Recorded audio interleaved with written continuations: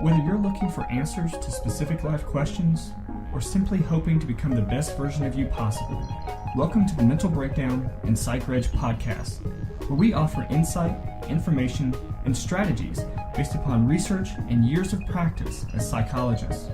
So sit back, have a listen, and get connected with our hosts, Dr. Berney and Dr. Richard Marshall. This week we've been talking about the relationship between connectedness and mental health issues. And yesterday we talked about connectedness and isolation associated with substance abuse. Today we're going to talk about an article that highlights what some college students, young adults, are doing to really start working to battle against mental health problems. And they're starting groups. You know, I struggle with this issue because on the one hand, you don't want to pathologize everything. Right. There was an article written out of England, came out of the United Kingdom. It was written by an adult psychiatrist. I think it's a psychiatrist, not a professor, who said, let's not pathologize all the things that college students go through, because some of these things you're supposed to go through. You're supposed to be homesick. Exactly. That's it. You're supposed to be anxious. You're supposed to lose sleep. These are normal adjustments that people go through. They're part of the college experience, which got me to thinking about the next thing is, there was a time when you went to college and going there was part of the growth experience. Right. It wasn't just to get a degree or to gain knowledge. It was to you changed. Berney, you did too. We left our family background and suddenly stepped into an entirely different world that we had to adjust to. Okay, it wasn't just the classes we took, it was everything else that was going on around us for those years. That changes a person. I was vastly different after a couple of years than I was when I started. I mean, it was just, I was a completely different person. If you get your degree online, does it change? It's interesting. You become certified, but you miss that other shaping experience, which is what college was intended to do. Well, it is what we've been talking about this week. You're missing the social aspect of it. That's right, and that's what you're. I mean, I think what a cold and disconnected experience it would be to. I always used to say to my students, to get your degree in your pajamas. Right. You can sit at home and in your pajamas and get a degree. Okay, which is a completely different experience than going to a place.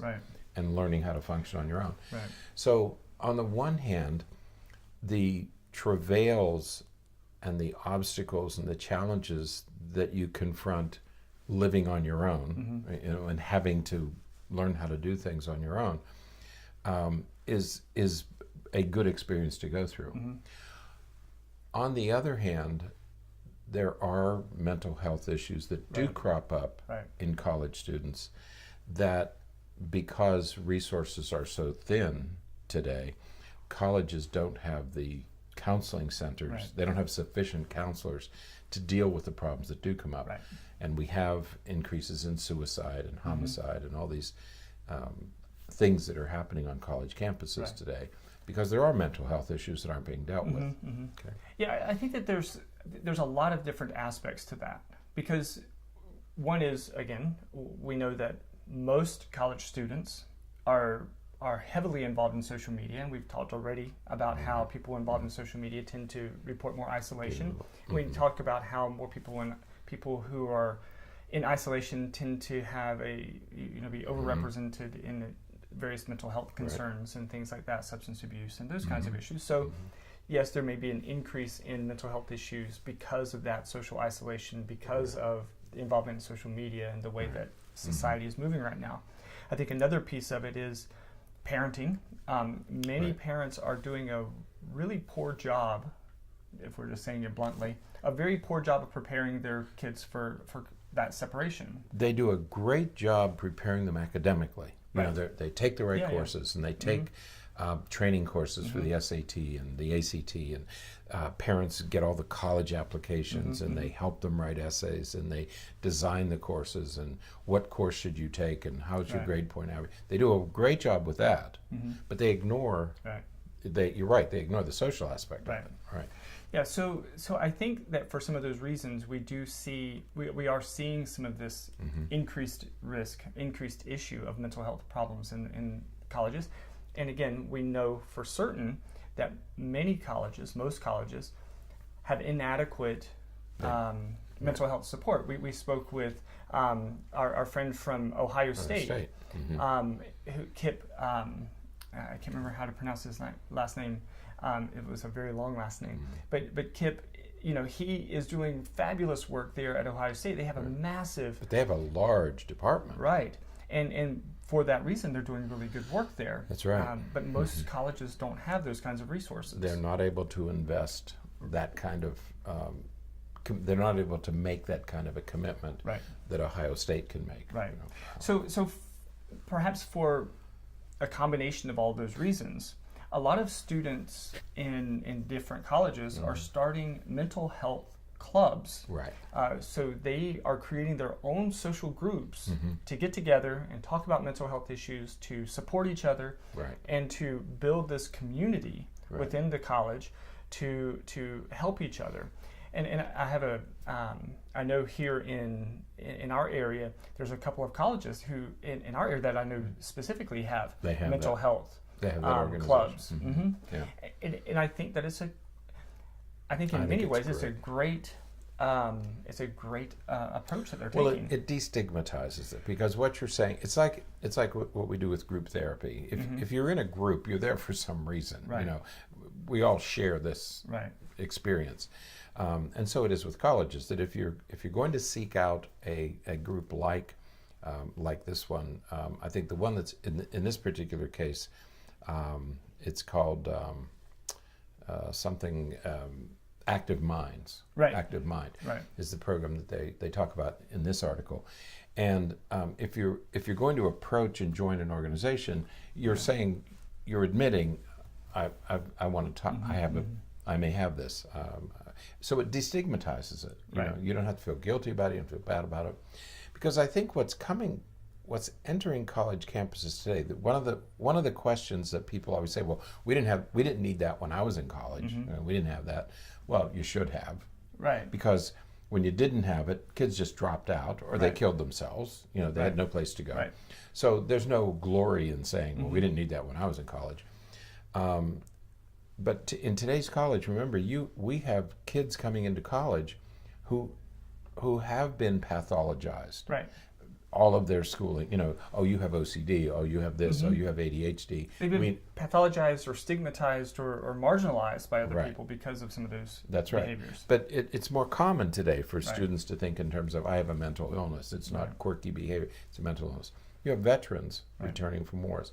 And so you have a higher incidence. You also have social isolation from social media. Okay, so you have kids coming into college who haven't dated, who haven't learned how to affiliate at a personal level. We talked about that yesterday.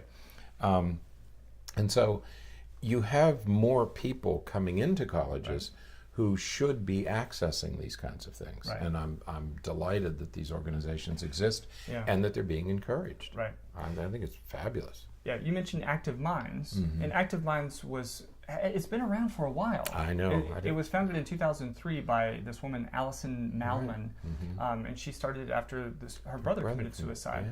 And again, the nature of these organizations, they're in colleges, but they're also in high schools. All seeking to build this community in a setting that the students are familiar with, so that they can talk about things and they can share things.